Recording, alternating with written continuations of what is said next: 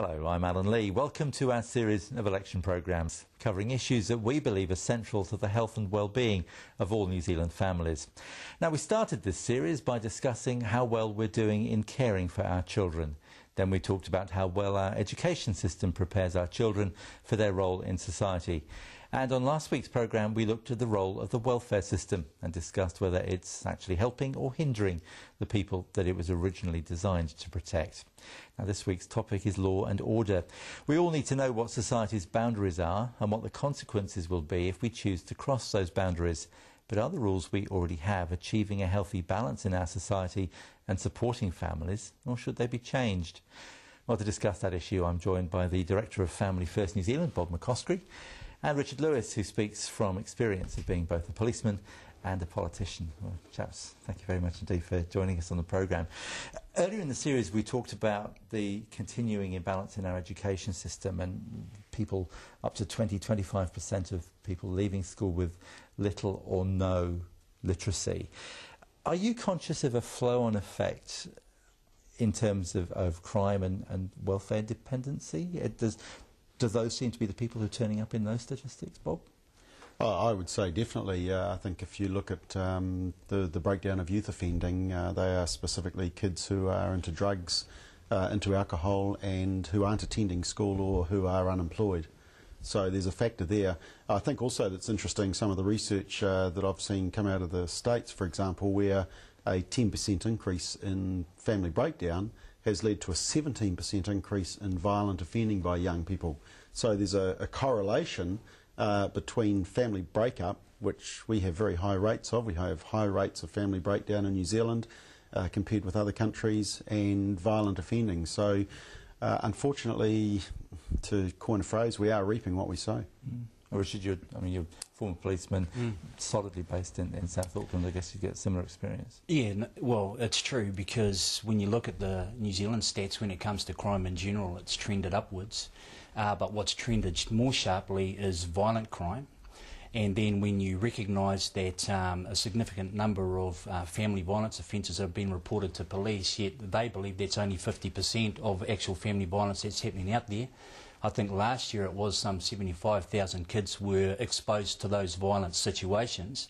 So you cannot believe that an unstable, challenging family environment is not going to have a direct outcome in terms of the violence and the crime we experience in society. But as long as government wants to treat family separate from its policy, whether you're talking education, law and order, or economy or any other issue, you are going to face significant challenges from a health and society point of view. So in your area, from your experience, what would be the main issues that are affecting the family that then have that knock-on effect? Well, I think fundamentally the government's got it wrong when it looks at family. It's got its definition wrong for starters. We've seen family through law undermined by a redefining of what a family actually is, which from my point of view is a husband and wife scenario, and the generational family that grows out from there. We already see you don't have to justify the stats around family breakdown and the outcome that has for children. So when we get the family formula right, we've got the foundation to start building policy that I believe will have better outcomes. I guess, Bob, as National Director of Family First, you'd be pretty much behind that. Oh, exactly. I mean, but it is family breakdown, but I also think we've got to look at some of the obvious things like the type of media that we're feeding into to young people, and also the lack of boundaries. You mentioned it in your opening, that in terms of consequences, in terms of boundaries around kids, we're loosening those all the time. I mean, a couple of months ago we had a school who said, hey, you can put, you can dangle bits of metal out of your face and it really doesn't matter. Once again we're settling, we're dropping the standards, and then we wonder why kids are starting to push the barrow because they know they can, and we're seeing the outcome of that. And what really concerns me is that kids don't understand those consequences. The figures that I saw is that of violent offenders in the 14 to 16 age group, only about 20% of those are actually prosecuted. We go to family group conferences. Now, they've done a big study of family group conferences, and they've found that 2/3 of those kids go on to re-offend, and within 3 years, 1/3 of the kids are in jail. So, once again, we've got to start asking some serious questions about what is it in society that means that kids decide, hey, I can commit crime because perhaps I can get away with it, or there's no consequences. Because there were those stats a few weeks back about the primary school children, and I mean, I was slightly taken aback, but having been in the UK and come from the UK, primary school children burnt down our local primary school just before I moved here. It's one of the reasons we moved here. But there seems to be that whole that sort of violent crime is shifting down in age group. Well, children in the formative years, that's where the adult is created, right? And so the anti-smacking legislation that's criminalised good, well-meaning parents who provide the discipline boundaries within the home. Now they've been undermined. So you've got children growing within a home environment who have no understanding of consequential boundaries, who are then emerging into society and believing that it's exactly the same scenario, which in fact it is. So you've got the police screaming out for more frontline resource to be able to address the issue. You've got government having to try and provide more money for the police to be able to do that. Yet if they came back to the beginning and got the first base right again in terms of restoring strength in the family environment, you'd be dealing with the mid to long-term issues that I believe we need to face as a country. Do you think that the government understands that? Well, I think once you put it in a box and just say law and order, you immediately start to miss the contributing factors, as Richard said, which is, okay, what contribution is family breakdown having to it? What contribution is media standards having to it? What contribution is the undermining the role of parents and laws that promote rights of children but not responsibilities of children? So, yeah, I think we're seeing they're looking at it in a micro level, and of course you've got this very strong anti-prison, anti-punishment lobby, which is pushing a message, and I would say also we've got a dysfunctional prison system in that we're simply not rehabilitating, which I think is an important role of prisons. I think you need to protect the public. That's very important. That's the primary purpose, is to make sure that the public is safe. But you've also got to rehabilitate and turn these prisoners around. But hey, prisoners are too busy making cell phone calls and doing drug deals in prison to be rehabilitated. I mean, we've got some basic things to deal with. Okay, we'll talk about that again in a couple of minutes. We'll take a break there and come back soon.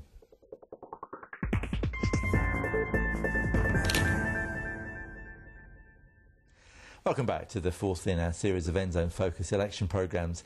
This week we're talking about the issue of law and order, how that affects New Zealand families. And my guests on the programme are Richard Lewis and Family First Director Bob McCoskrie. Richard, let me ask you, has the relationship between the public and the police changed? Yes, it has, primarily because the public don't see the police. I remember when I joined the police on a frontline squad, there was some 15 to 20 guys, ranging in experience from 20 years down to sort of 3-4 years, and I was the junior boy. When I left the police back in 01, I was running a squad out in South Auckland. I had a handful of team to cover the largest policing and most busiest policing district, and the most senior guy on my squad still hadn't obtained his permanent appointment, which is 2 years experience. Wow. So that gives you an idea from an experience point of view what's on the streets. But not only that, police numbers have gone down, frontlines have been screaming out for more numbers, and credit to the national government have promised to push 300 towards counties Manukau, 200 are there. They're already seeing the results of having that presence on the front line. But organised crime has grown significantly. Crime in general has become more challenging to investigate and to take through to the courts. So with that comes a massive resource. When the police are stretched in the way they are, that the community is not going to see them, and that does create, I think, a level of unsettlement and a general sense that they're not necessarily as safe as they once used to be. And do you think, from the family point of view, do you think families, I remember being told if you get into trouble, ask a policeman, but I don't think families do that anymore, do they? Well, the crime victimisation survey has shown that only about 30% of crime is actually being reported. No, we've got a crime prevention strategy, Alan, in this country, and that is lock your doors, get your sensor lights on, get your burglar alarm, lock your car, put the big metal shutters over shops at night, put fences around our schools. We've completely changed our culture and the safety with which we live because we've simply not been strong enough in deterring crime, and we've taken what I would call as a soft approach rather than a short, sharp consequence that deters people from committing crime. Now, that's not a popular statement to make, you'd think, from blogs and politicians, but I think most common sense people figure out that yes, it is a deterrent and we need that. And if you look at the I mean, we've got a very high imprisonment rate and everybody gets very upset about that. I mean, we've got the second highest imprisonment rate in the OECD. But the problem is, you've got to ask why. The problem is that we've got one of the highest crime rates. We're in the OECD, we're top for burglaries in cars. We're 5th for assaults and we're 11th for sexual assaults. There was a UN report in 2005 that said we were the capital of the sexual assault world. Our rate was so high. So we've got a very high crime rate. But the interesting thing is that, like, I read figures like it was 100 per 1,000 people for crimes in New Zealand. In Ireland and Spain it was about 24 and 20. So we're 100, they're 24 and 20. But then you look at the imprisonment rate, we were 18 per 1,000 crimes. Ireland was around twice as much and Spain was 3 times higher. So you don't have to be a rocket scientist to figure out that if you incarcerate, if you take the ability for people to commit crime away from them, guess what happens to crime rates? It goes down. Now, unfortunately, we've tried to persuade ourselves that that's not the case. But earlier on, Richard was talking about families and the breakup of families affecting crime rates. The effect of a parent in prison, apparently children of prisoners are 7 times more likely to go to jail because the family's been split up. So is putting people in prison, is that necessarily the answer? Isn't that just going to bring us another problem when those children grow up? Oh, well, I mean, I think Richard and I would agree that firstly you prevent the adult wanting to commit the crime in the first place. One interesting statistic to note is to look at the crime rates of married. One of the lowest crime rates is amongst married adults. The crime rate drops. So there's instantly a way to prevent crime is to encourage stable, committed relationships in marriage and families so that adults understand that they have greater commitments than just their own desire to get something better. Is prison the answer? I mean, it just feels sometimes that putting people away doesn't feel like the Christian answer. Well, it's the balance of rights and responsibilities and consequence for behaviour. There has to be a line that can be drawn where there is a genuine consequence, and that's what prison provides, as well as providing the safety factor for a society that has a right to be protected from individuals who have demonstrated through their behaviour that they're not capable of functioning in a healthy society. So, you know, it's the old thing, justice needs to be done, but it also needs to be seen to be done, and prison, you know, whether you like it or not, is one of the things that gives community confidence that it is living in a safe society and protected from individuals who would otherwise be breaking in their back door. I think it's absolutely a Christian approach because, I mean, you know, Scripture is quite clear about justice. It's about consequences. It's about what you sow, you reap. So there's a clear message through that. But I also think that the opposing way of taking the soft approach is actually unchristian, because what we're doing is we're subjecting families to assault, to crime, to the stress of going through all that. You know, I think it's important to focus on the rehabilitation and the care of offenders. We have to turn their lives around. But in that, let's not forget about the huge proportion of families and members of our community who are having to change their lifestyle and are living in fear because we're simply not protecting them from people they need to be protected from. And it worries me the amount of people that are out on our streets who have a rap sheet as long as my arm, and yet we continue to allow them to put families at risk. And I tell you what, I think we've got to speak up for families and say we've got to make our community safe, and it may mean incarceration, so be it. We'll talk some more in a couple of minutes, and we'll perhaps talk a bit more about prisons and about whether that's the right way to go. Back in a minute.